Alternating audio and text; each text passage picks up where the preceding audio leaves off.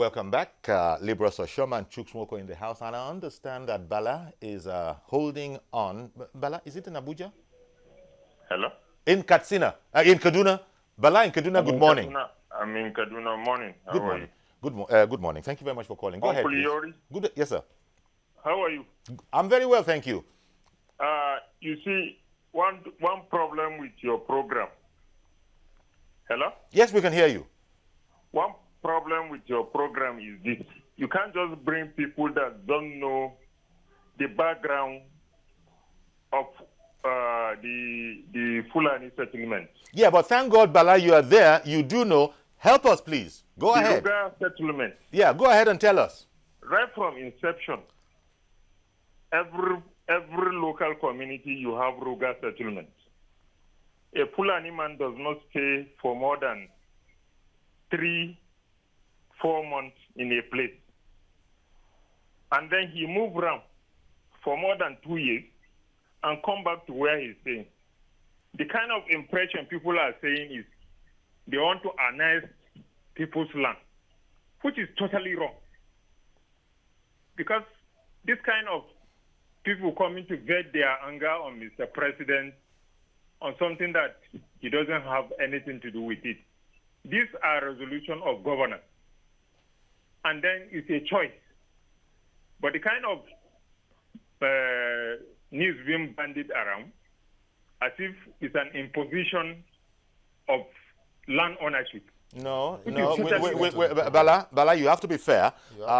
We've been consistently stating that this is a voluntary idea, that people are not forced to sign up, and there are those who are disagreeing. And then we have people like you, Bala, who will phone in and add their own bit, which we're grateful for. Please continue. Yeah, but what I want you to understand, Uncle Yori, is this. Yes, sir. If you are anchoring this kind of program, bring somebody that has that background too, from the other end. Okay. Well, it's just like what Barrister was saying. Yes. About Islam. He says, seek for knowledge. Or the kind of notion people are looking at, as if Islam encourages begging, for example. But Islam discourages begging right from inception. But people have this different notion. Okay. So anytime you are anchoring this kind of program, you have a misblend so that Nigerians should be able to know the truth about this whole thing. Okay. But if you have two people from somebody is sitting down in Lagos and he wants to tell you about what is happening in Sokoto or Katsina. Yeah, but we know that you are there, Bala. We know that you are there, and we'll call in and we'll add your voice. You can call in today. This is one we of the know that you are there. Two programs you can call in today from anywhere, UK, Germany, to contribute your view. Thank you. Thank you. So Bala, thank you very much for calling in. He hasn't said anything. Well, thank you very much for calling in. As a Nigerian, wait, sir. We appreciate your call, and in fact, we depend on you. We depend on you to call in. We can't have a studio full of 17 people, but we can have 17 phone calls from all the places around the country contributing knowledge. And I thank you very much for calling in, sir. Let me quickly say something. Sorry. And I don't want you to attack Bala, please. No. I don't want you to attack Bala. The point must be made that Bala needs to understand that we live in 2019. Period. Okay. That the way things are done now is basically by technology. Yeah. Cultures have changed. But enough said. Thank you, sir. Enough said. That we don't deviate from the issue. We value Bala's contribution. In my community, what Bala is saying. In my community in Anegbete, we have RUGA settlement. Yeah. Voluntary by the community. It didn't start. It started even before I was born. That because we are bothered by the river. Which is what Bala said. Yes. Is what he said. But that's what I'm saying. I've consistently said you cannot legislate trusts. These are issues. I even gave you instances where from the head, state government, you will still need to get to the community. Exactly. Relate with the leaders. Indeed. In my community, can I just say, where you have this settlement, at the year end, the Fulani comes with their cow because we are bordered by the river. And I know that the village heads collect royalty from them. There have been no crisis. Yeah. Even when there were pockets of kidnapping along the road to the village, there were stakeholders meeting between the headers and the village kings. And they collectively form a vigilante. But when you have places that had not had that kind of robust relationship. The moment, and all they've had are crisis. The moment they hear we're coming to create settlements from the governor, the first thing that comes to mind is fear. Yeah. You need to address all of this fear. Okay. And otherwise, you create room for mischief makers. And also, Bala's concern was that we might not get the true picture because, as he put it, and I think that was not too accurate, people that don't know anything about it. Well, thank God, as Chooks was saying, that's why government needs to be... Thank God for technology. We can hear voices from inside a cattle settlement. We can hear voices from abroad. And thank God for that. The man who called and wanted to know the difference between RUGA settlement and ranches. I'm not too sure where... We've done Paul from the UK. Yeah. Is Paul calling in again, or this is a different Paul? It's the same Paul. Paul. 2 helpings. Okay, carry on. Go on. Okay. Go on. Thank you very much. I was talking about ranching. I knew about 5 ranches in the in Western Nigeria, which Chief Obafemi, I worked for a ranch in Western Nigeria before. Okay. I knew how it works. There was ranch. There are 2 ranches in Ibadan. There was ranch in Oyo. There is a ranch in Fashola. I worked in Fashola. There is ranch in Obudu, ranch in Oyo. No, there's Shein, there's Shaki. It all works. Ranches can work in northern Nigeria if we are sincere.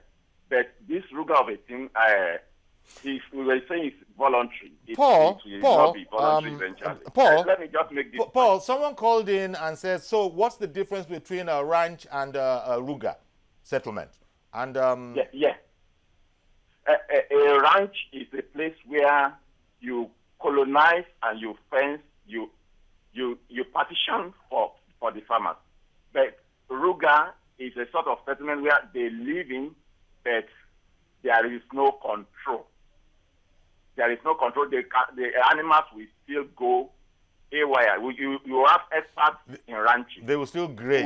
They will it. roam. They will roam. They will still roll. But in a ranch, they are confined to a fenced area, or at least whatever way you demarcate it. I was interested in making sure that ranches, you grow their food for them in ranches. But in RUGA, you don't grow their food. Exactly. They depend on natural food. Okay. All right, then. So are you done, Paul? Yeah. Thank you very much. Thank you. Yeah, but you didn't tell you also that in ranches that the animals are more healthier and they grow more healthier and they produce more and all that. And he forgot to add that. Thank God he made that clarification, because I was interested in making sure that the man who called earlier and wanted to know the difference, that he's satisfied. Because even in movies and even on YouTube and on internet, you can see the difference. You can see the difference, how they are housed, how they are maintained and taken care of and all that. But that is the question I've been asking. Can they afford if this is a private business, as a private if it's business? a private business and we buy the meat and buy the shaki and the pomo, why are you interested in this RUGA in 2019? Maybe it worked in the past. Why are you in 2019 business owners who have hirelings, who are sent to go and feed your animals? You are somewhere as business owner, enjoying your wealth and all that. You don't want to invest in the business. And government, what do you call it? Bailout. Yeah, government is bailing you out. I don't understand it. So that fear that we have, it might be misplaced, we might be misguided. The fear that people have, both on social media and everywhere, douse it. Help us with it. They educate us so that we can be better off. Okay, I got to take Abubakar in Bauchi. Good morning, Abubakar.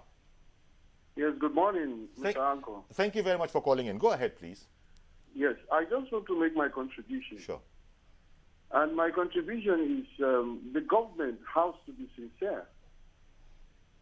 Because we have a very porous border that any Tom, Dick, and Harry can just come into the country and do whatever they want to do. So how do you differentiate a Fulani man who is Nigerian and a Fulani man who is from Burkina Faso or from Central African Republic? Or from Ghana. Or from Ghana. So we have to be sincere with ourselves. We have to maintain our country. You know, sometimes I was having a chat with someone who was telling me he's from the East. He was saying that how can a countryman who is a Nigerian value a Chadian more than myself?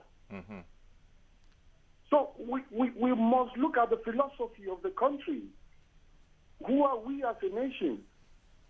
How is the man from Kanu relating to the man from Calabar? Or the man from Ogoja, how is he relating to the man from Bauchi or from Borno State? We must go down to the basics. We are just talking about symptoms. We have to look at the sickness that we have. What is the philosophy of the country? As a human being, if you are trying to bring out a good concept, no matter how long your concept is, the first question is, where is it from? And once you are from the other side, no matter how fantastic your idea is, it is thrown away. So we have a fundamental problem, and that fundamental problem is what is holding us together as a nation. What is the philosophy? What is the philosophy of the nation? If you go to Australia, Australia is the highest exporter of animals. In fact, they export to as far as Saudi Arabia, Malaysia, Brunei, and all of the other places. We can do the same. But the problem is, what is the fundamental issue? What is holding us? There's issue of mistrust. There's issue of me not respecting my neighbor. So all these are things that we have to look into. Abubakar, what is the fundamental Abubakar, Sir, when people say this whole conversation has been politicized, yes. Do you? What's your comment on that? Of course, it's been politicized because we don't do things reasonable in this country. Whatever idea comes up will be politicized. Okay. All right, then. Thank you very much for calling in, Abubakar from Bauchi. And there's a sense in which he goes to the very core and the very heart which of is the an matter. area I wanted to address before the phone call came in. This issue of indigenship and settlership, we need to address it in Nigeria. Otherwise, you continue to have this fear. A situation where you're born in Kano, for example, you grew up in Kano. Maybe the only time you visited your village was when maybe you lost one of your parents, but yet you are not from Kano State. You're born in Lagos, or you're born in America, the very next day you are holding an American passport. But you're born in Lagos, you grew up in Lagos, you school in Lagos, speak Yoruba fluently, you still declare your state of origin, your parents' state of origin. And so the question would not be, where is he from? This man who's bringing this idea, where is he from? Is he one of us? If he's not one of us, first condemn the idea. We need to address that. And then this issue, Rwanda. Before Rwanda started addressing themselves as Rwandans and not Tutsis and Hutsis, they first and foremost identified the fact that there was need for them to tell themselves the truth and reconcile their differences. We need all of that. We can't just wish that there are no differences. We can't wish that there are no fears. And so that the only way we can address this fear is to a man you have not reconciled, who feels that my neighbor had not respected me enough to respect my shrine because he does not know what it means. He comes, he destroys it. You now say, the best way you can cohabit with him is create a room for your neighbor in your house. Okay, let me take Emmanuel. Let me bring Emmanuel him in and from his Ibadan. neighbor to understand. I understand what you're saying. It's a complicated. In fact, I've lost Emmanuel from Ibadan. So, Dominic, Reverend Dominic. Good morning, Yori. Good morning, Dominic. Good morning, my two friends in the studio. Reverend Dominic, are you back? Yeah, Yori. Can we ever think, like people in the 21st century? Have you been to South Africa and see the chicken and the cows in South Africa? In South Africa, their chickens is more healthy, their cows is big and more healthy. Why? Because it was once treated in the ranch, the water is well treated, the grass is well treated. Why are we in Nigeria in 21st century talking about RUGA, talking about economy in 21st century? That's number one. You are just yesterday made a blunder. The blunder is said is this. Nigerian provided for Nollywood. Go ask anybody in Nollywood. That money that Jonathan set aside, none of them are sexy. Why? Okay. Before you were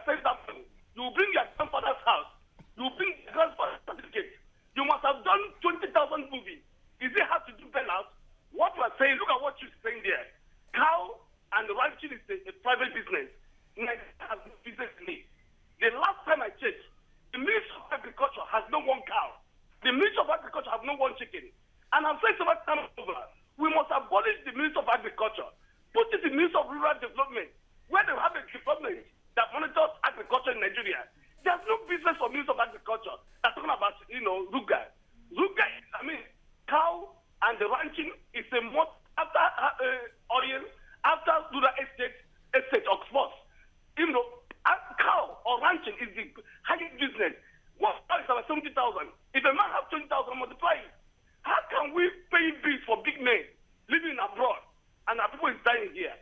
We must ranch at this time so we can get a healthy chicken, we can get a healthy cow, and stop bloodletting.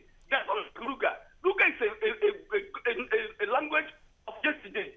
Ranching is a language of today. For peace and from the process of Nigeria, we must have ranching, and we're not going to pay the bills for somebody else. If you're somebody in ranching, go and buy a land. Let me tell you this. I'm a pastor. I have a property in Alibosho here. I bought it for my money. Nobody subsidized it for me. Kilometer 47 of the Christian camp. The Christian camp today have the biggest property in Nigeria. They bought it, and it's no controversy because they bought the land for private business. Cow is a private business. Let the owners buy land anywhere in Nigeria for their private business. Thank you. All right, then. Thank you very much, Reverend Dominic. It's a complex conversation. It is not where you have leadership. Yes, it is not. It is not as complex. It is not. As it is being made. Where you have leadership. Yes. That's where Trump factor is very important. Because if you were here, you would have come and given you idea. What Trump is going to come in and say if he were here is that Nigeria first. Yes. Nigeria, everything Nigeria first and everything else second. And everybody go and invest. How we will now address the whole problem of Fulanis from Burkina Faso and all of that. I think Trump will say it's Nigeria first. But we are told that, look, the Fulani is the Fulani. From here to wherever. We used to have nomadic. I used to hear about nomadic education. What is the curriculum? What is the content of the curriculum? Can't you teach them technology? Can't you teach them mixed farming? Wait a minute. You're going back to former President Jonathan's No, I'm not going back to him. I'm saying that I used to hear. I'm saying you're referring to it, not going back or in any negative way. You're referring to former president. Nomadic education. What happened to the project? Yeah, he mooted that idea. What is the content of the curriculum? In fact, there are some who are saying that former President Jonathan's idea is not too far removed from this. It's just that it depends on, sometimes the message depends on who is bringing it. Absolutely. So if you are going to bring back the education, technology must be introduced. Videos of how it's done abroad should be done. And all that. There's a need, talking about change, APC brought change to Nigeria. Change is a very difficult thing. In fact, it's a very easy thing if you the proponent of change, understand the ramifications. So when you're bringing change to your family or to your society or to the country, it's your job to educate them that change. But when we politicize it in court, that politicizing, that's why you are in politics. You play the politics. You see, Mark in Enugu. Let me bring Mark in from Enugu. Good morning, Mark.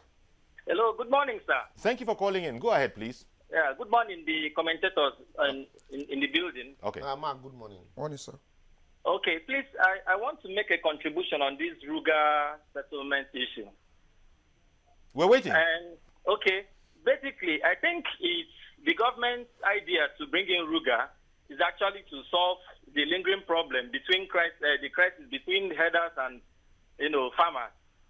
Yeah, but basically, it's my humble opinion that it's actually a misplaced priority, because if you want to solve a problem between herders and farmers, first and foremost, you look at the persistent problem of a lot of insecurity. A lot of people have died, and those people that have actually died over time, nothing has been done about it.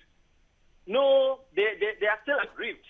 And then, of course, too, you're talking about people who have been arrested. There are instances whereby, there are, the military has actually arrested persons suspected to have been, the culprits, the header culprits, and then no prosecution is done. And then the next thing is to come up with RUGA. And when you look at it holistically, sir, the RUGA settlement is supposed to, be funded with taxpayers' money. And this cow business is actually private business. So if you are talking about you want to, bring in, RUGA under Ministry of Agriculture. It's understandable that, this is a federal project. Okay.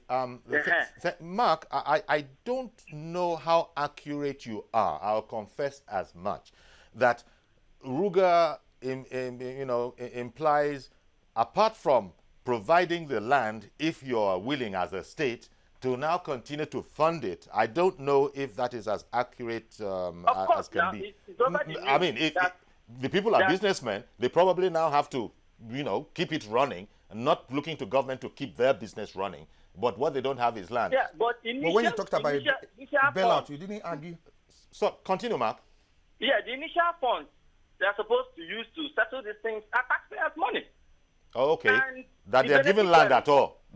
That they are provided with land at all.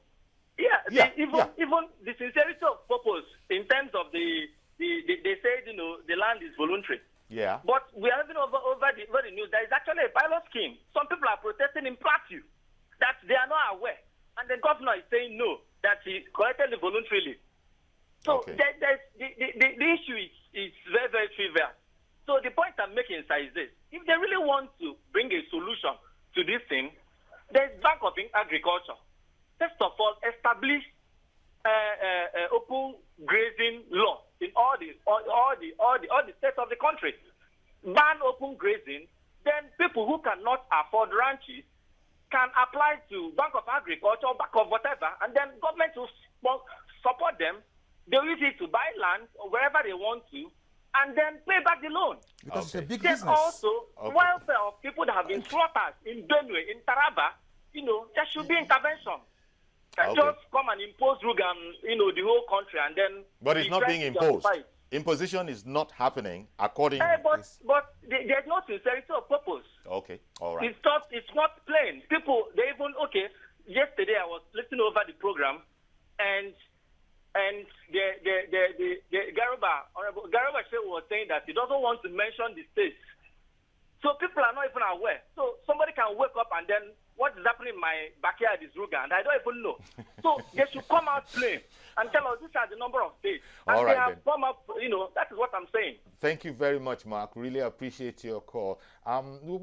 Just like yesterday where we were just scratching the surface because it's the kind of conversation that it is. But the point I think is that it's going back to what you guys have said earlier. Absolutely. It is not well enough understood. Absolutely. Yes. And consequently, there is suspicion. The fears, if not fear. The fears. Let me also the quickly fears give a are solution. Not, the We fears don't are have not, the time. The No. fears that people Few have seconds. needs Yes. to be addressed. The fears is that government needs to tell us the short term, mid term, and long term. Few. Very, very briefly, please. Very briefly.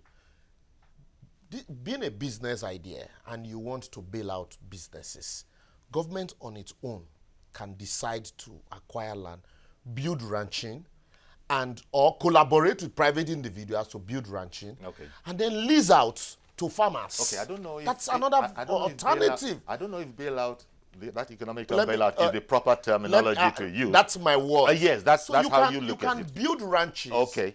And lease out. Okay, we've completely run out of time now, but I want to thank you very much, Libros Oshoma, lawyer and public affairs analyst, and also Chuks Mwoko, publisher and social affairs commentator. Thank you, gentlemen, for sharing your perspective. Thank you. I don't know that we managed to get even deeper. We scratched it yesterday. Maybe we just scratched it a bit more. So in other words, this conversation is continuing. It is continuing until people are comfortable with the idea, or indeed until they jettison it, say, well, no, we don't understand it. That's our program today. Thank you for being with us. Please join us tomorrow for a fresh edition. I am Iyori Folarin. Bye-bye for now.